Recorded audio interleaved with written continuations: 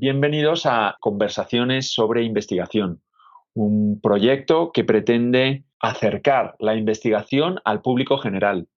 Tenemos con nosotros a un investigador y un economista, profesor de la Universidad de los Andes, Hernando Zuleta. Buenas tardes. Hola Juanma, buenas tardes. Muchas gracias por la invitación. Para empezar, yo quería arrancar con el final. ¿Cuál es el resultado de estos últimos años de investigación en economía? Déjame centrarme en la última investigación o una de las últimas investigaciones y es la conexión, a veces buena, a veces mala, entre crecimiento económico y cambio climático.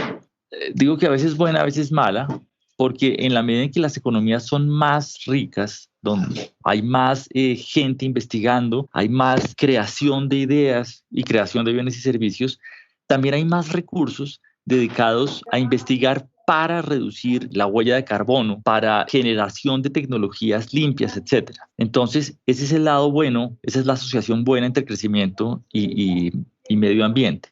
Pero obviamente hay una asociación mala, y es que a pesar de lo que dije, tenemos en la mayor parte del mundo economías que son intensivas en el uso de combustibles fósiles. El mayor crecimiento económico implica mayor consumo de combustibles fósiles, mayor contaminación, en general mayor deterioro ambiental. La gran pregunta acá es cómo debe ser la política económica que evite el deterioro ambiental que viene en general acompañado del crecimiento y que estimule la investigación y las políticas económicas que reducen el deterioro ambiental. Y hay una cantidad de respuestas bastante obvias. Una es, bueno, hay que tener un sistema de impuestos que desestimule el uso de tecnologías sucias. Pero por supuesto, aquí también tenemos una tensión y es estos impuestos muchas veces se perciben o muchas veces son regresivos. ¿Qué quiere decir regresivos? Que afectan en mayor proporción a personas de bajos ingresos.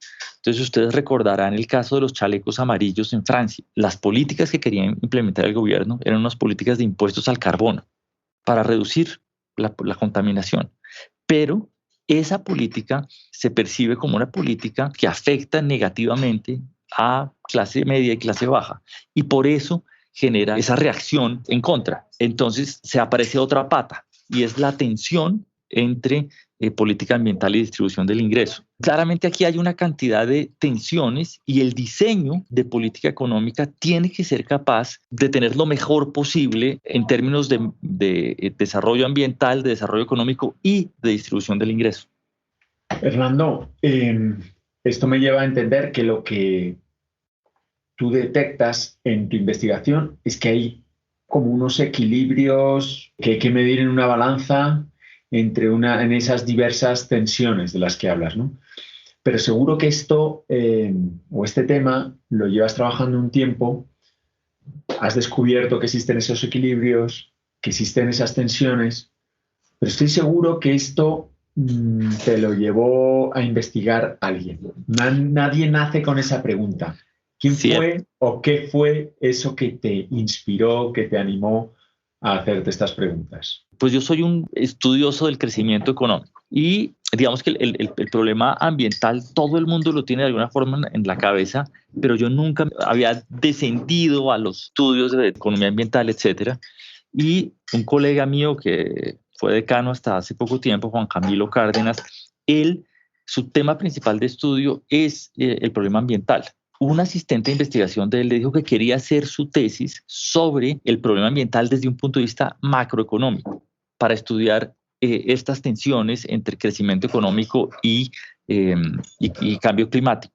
Y entonces Juan Camilo le dijo, bueno, yo no le puedo ayudar en crecimiento, hable con Nano Zuleta para que sea su asesor. Esta estudiante se llama Diana León. Su tesis es un modelo de crecimiento económico con deterioro ambiental y con posibilidad de catástrofe ambiental. Y yo aprendí una barbaridad dirigiendo esa tesis. Esa tesis recibió el premio Juan Luis Dondoño a la mejor tesis de maestría de su generación en economía. Entonces, si me preguntan quién fue, la persona se llama Diana León. Bueno, Hernando, me parece muy clarificador y muy bonito, ¿no? Pensar que un docente muchas veces se puede inspirar en un estudiante, ¿cierto? Que la docencia es de ida y vuelta y que los docentes aprenden mucho también en el camino de sus alumnos. Y haciéndote una pregunta muy precisa, Hernando, para ti, ¿cuál es realmente el problema de esta investigación. Dinos en una frase, por favor, qué es lo que piensas tú que es el problema.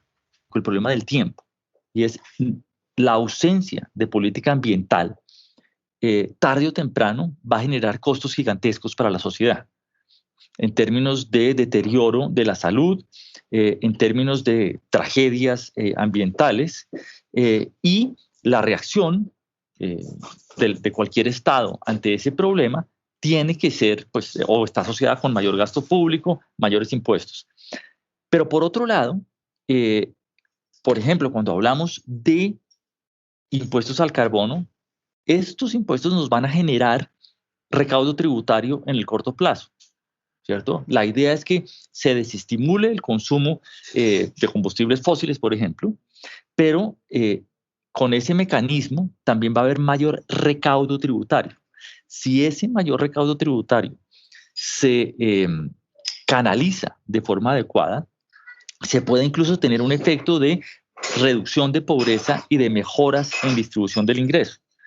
Entonces, digamos, el mayor reto es explicar cómo estos aparentes dilemas pueden conciliarse con una política bien diseñada. ¿Nos puedes compartir algo sobre ti y cómo este trabajo te ha transformado o si te ha transformado de alguna manera? Hay impactos desde la vida personal hacia la vida laboral y viceversa. En particular, los estudios acerca del problema ambiental refuerzan la conciencia ambiental del investigador. Muchas veces uno ve gente que está dedicada al estudio de problemas ambientales que se convierte en activista del medio ambiente. Yo no he llegado allá, pero sí hay pequeñas rutinas familiares que han cambiado a raíz de estas discusiones. El punto fundamental es, al final, si todo el mundo fuera totalmente consciente del problema ambiental y actuara en conciencia, no requeriríamos muchos impuestos ni subsidios para generar los comportamientos adecuados. Obviamente, esto no es así y por eso buscamos estos mecanismos. ¿A qué me refiero? Simplemente tu casa, separar la basura de orgánicos e inorgánicos, ya tiene un efecto ambiental importante. La cantidad de carne de res que se come a la semana. Todas estas cosas que uno ve eventualmente, uno no las internaliza hasta que no ha repetido el estudio una y otra vez. Tal vez la más importante es la huella de carbono que deja un viaje en avión, que es una barbaridad. Las personas que han estudiado esto tienen que pensar 2 veces antes de hacer viajes en avión. Pues es que de esto se trata, ¿verdad, Armando? Que con estas conversaciones todos lleguemos a concienciarnos rápidamente que efectivamente cada uno podemos poner nuestro granito de arena en este caminar juntos, ¿no? Y hablar contigo y hablar de estos temas pues nos hace un poco más cercanos a esa sensibilidad. Pero entonces nos has planteado un problema y nos has contado un reto que tienen los países, que tienen las grandes economías de crecer y de, ojalá, de una manera sostenible y que el crecimiento revierta en sostenibilidad. Pero seguro que a lo largo de esta investigación hay algo, algún matiz, algún hallazgo que te ha parecido sorprendente, digamos, algún hallazgo que tú has dicho, ok, esto es diferencial, esto cambia las cosas. Aquí sí hay un camino. ¿Por qué no lo estamos usando, no? ¿O por qué los países no lo están usando? ¿Cuál es ese hallazgo, ese punto de quiebre que has encontrado o que te parece que es interesante contar? Déjame darte 2 hallazgos. El primero es que una política ambiental bien diseñada por parte de las economías desarrolladas puede generar paraísos ambientales. Por ejemplo, Alemania tiene una economía totalmente verde, su producción de energía es verde, todas las industrias son verdes. No obstante, en una economía de mercado, eso llevaría a que bienes cuya producción es más barata cuando se hace con tecnologías sucias, empiecen a ser producidas en socios comerciales de Alemania que no tienen esa política ambiental tan buena. Solamente a manera de ejemplo, puede ser que la implementación de políticas estrictas de protección al medio ambiente en Alemania lleve a la especialización de Argelia en tecnologías sucias. Y por supuesto, para efectos globales, no estamos haciendo mucho. el calentamiento global depende de las emisiones globales, no de las emisiones de un país. Esto implica que las políticas tienen que ser un poco más complejas. Uno podría pensar en políticas restrictivas al comercio. Entonces Alemania implementa su política ambiental y restringe importaciones de países que no implementen políticas similares. Esa es una opción. Pero la otra opción es que haya transferencia tecnológica hacia países que están en vías de desarrollo. Transferencia tecnológica no ya para que haya un mayor crecimiento económico, sino para que el crecimiento económico sea más limpio. Por supuesto, aquí hay una gran batería de políticas posibles, pero lo clarísimo, el mensaje fundamental es que el unilateralismo llevaría a un equilibrio perverso. Lo que puede hacer es concentrar digamos, las fuentes de polución en países pobres. Y ese es un efecto de equilibrio general que la gente pocas veces ve. La segunda cosa, que es más que sorprendente, es interesante, es en la situación actual, donde la mayoría de los países están atravesando una recesión monumental. Pues cuando hay una recesión le pasan dos cosas a los gobiernos. La primera es que cae el recaudo tributario. Como no hay producción, la gente no paga tantos impuestos. Pero además se requiere un aumento en el gasto público que es gigantesco para atender problemas de salud, pero también para atender los problemas de pobreza en los que queda la gente que perdió su empleo. Como caen los ingresos y suben los gastos, eso tiene que generar un aumento en la deuda. Aumenta la deuda y bueno, la prioridad del gobierno se convierte en una prioridad de corto plazo. Yo tengo que ser juicioso, no gastar mucho y tengo que procurar aumento en recaudo tributario. En esos casos de afán, los gobiernos y todos solemos ocuparnos del corto plazo. Y entonces la política ambiental, la política de cambio climático queda relegada a un segundo plano. Y por supuesto, esto es una estrategia nociva en el mediano plazo porque si hay cambio climático van a llegar las tragedias climáticas y vamos a necesitar mucho más gasto. La posible salida para esta encrucijada es atar la política ambiental a las condiciones de la deuda. Y esto es más o menos complejo, de manera que me va a tomar unos minutos explicándolo. Casi todos los gobiernos del mundo, casi todos los estados más bien, emiten deuda para financiar sus gastos. Cuando la deuda está muy grande, pues tienen problemas para pagarla. Entonces la pandemia nos está dejando ese problema en muchos países. ¿Quiénes son los acreedores?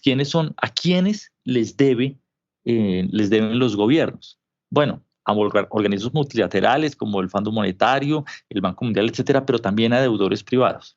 Si los acreedores aceptan una renegociación de la deuda que incluya, digamos, una reducción de costos a cambio de política ambiental, los países endeudados van a tener más incentivos para implementar políticas ambientales. Entonces, la propuesta en general es júntense los gobiernos de Brasil, de Indonesia, de Colombia, de países que tienen mucho que aportar desde el punto de vista de servicios ambientales. Por ejemplo, cuidar el Amazonas.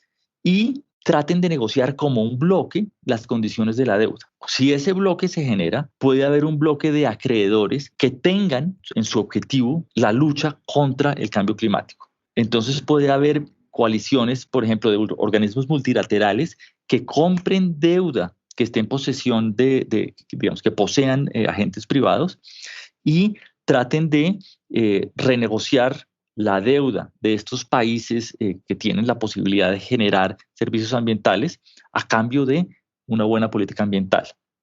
Creo que si este tipo de acuerdos globales se diera, podría haber un salto cualitativo en la política ambiental a nivel global. Dicho esto, pues hay que tener en cuenta especificidades de diferentes países deudores. Por ejemplo, hay países caribeños que no están en capacidad de proveer servicios ambientales muy grandes, que no son responsables de la polución, son responsables de una contribución mínima al cambio climático, pero que son altamente vulnerables al cambio.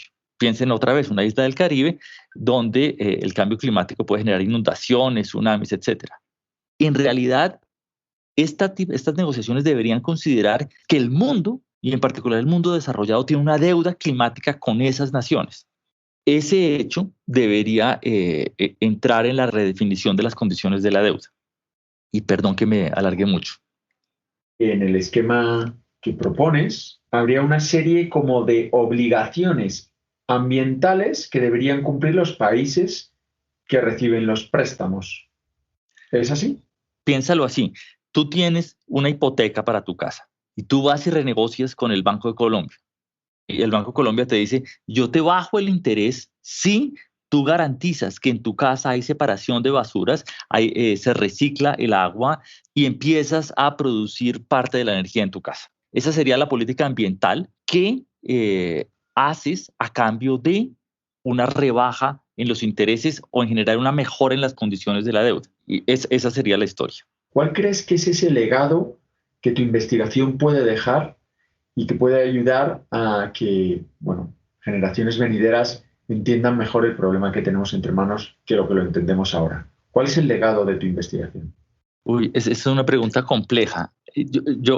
Déjame comienzo de lo más general. Lo más general es que no hay nada obvio. Eh, Casi siempre que hablamos de política, de economía y de política económica, la gente piensa que las cosas son obvias y que cualquier medida es o buena o mala intrínsecamente. Y en ese sentido, el defensor de la política que consideramos mala es una mala persona. Aquí hay una cantidad de elementos que hay que sopesar. Y el ejemplo de esto, de dividir el mundo entre buenos y malos, dependiendo de qué política proponen, se ejemplifica claramente en lo de los chalecos amarillos. Un movimiento admirado, digamos, por una cantidad de gente, que se están defendiendo los derechos de las clases medias contra el abuso del Estado. Bueno, el motivo por el cual se pensaba en esa reforma era para mejorar las condiciones ambientales y contribuir al bienestar de generaciones futuras. Eh, entonces, el primer mensaje es, no hay nada obvio y hay que ver todas las interacciones antes de descalificar propuestas. Y eso vale para política ambiental, para política de drogas, para política fiscal, etc. Ahora, con respecto a política ambiental, lo que yo diría es, bueno, todos estos mensajes de que es necesaria una política global, la coordinación internacional, pero al interior de cada país es importantísimo explicar el efecto, explicar por qué se hace, tratar de compensar a los perdedores. ¿Y a qué me refiero con esto? Nuevamente, un impuesto al carbono puede perjudicar fundamentalmente a camioneros, en fin, a una cantidad de industrias.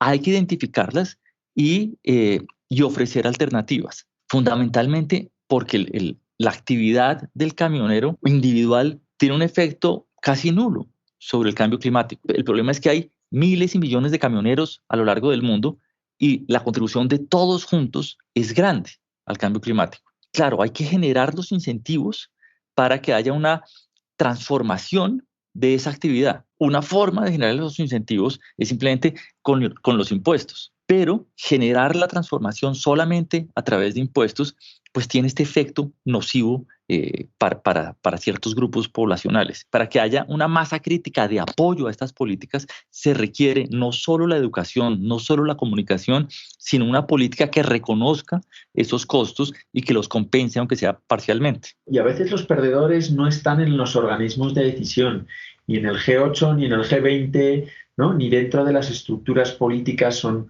a veces parte de las decisiones, sino que están como relegados a una quinta o cuarta decisión, en fin. Y eso me lleva a una pregunta que me ha quedado pendiente antes cuando decías, no estoy todavía siendo un radical ambiental. Claro, Hernando ya es una persona, digamos, que sabe mucho, que ha pasado mucho en la vida y que está sosegada y calmada en el sillón investigando. Pero ¿qué pasaría si todo este conocimiento Hernando lo tuviera por allá cuando arrancaba la universidad o cuando salía de la universidad? ¿Ese mismo Hernando sería un activista? ¿Estaría peleando por esa compensación de los perdedores? ¿Estaría en los círculos del G8 gritando a voz en grito por esa pelea y esa compensación? Es probable que hubiera sido mucho más parecido a un activista. También es probable que hubiera sido mucho menos, hubiera tenido una posición mucho menos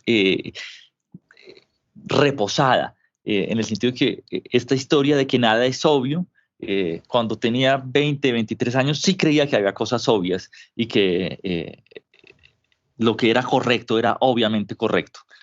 Eso es fantástico porque nos conecta mucho a la investigación sosegada con el activismo extremo. Suelen ser los términos medios los que mueven no solo el conocimiento, sino también la acción y la reacción de las personas, ¿no? Y creo que después de la conversación contigo todos estamos más conscientes de que, bueno, las cosas no son obvias, pero que claramente todos tenemos que sentarnos a entender el problema y a ser conciliador y verlo de una manera global. Se te nota apasionado por tu investigación, a nosotros nos la has transmitido. ¿Vas a poder vivir sin seguir investigando? No, lo dudo, lo dudo. Creo que voy a seguir investigando y, de hecho, lo que hablaba de la deuda contingente, es un trabajo que hice con un grupo de colegas, incluida Diana. Y Diana siempre dice que su orgullo mayor es que yo me hubiera puesto a investigar en economía ambiental. Bueno, Hernando, muchas gracias. Se nos queda impreso en la memoria dos frases. Una, que el patrimonio que podemos dañar es el patrimonio de la humanidad si no crecemos de una manera sostenible, que crecer de una manera sostenible es posible y que en esa posibilidad es muy importante, como tú decías, compensar a los perdedores. Muchísimas gracias por la entrevista. Ha sido una delicia entender un poco más de economía y acercar la economía a los demás. Queremos agradecerte tu presencia aquí con nosotros y esperamos conocer más historias sobre economía contigo en el futuro. Muchas gracias, Hernando. No, muchas gracias a ustedes, todo un placer.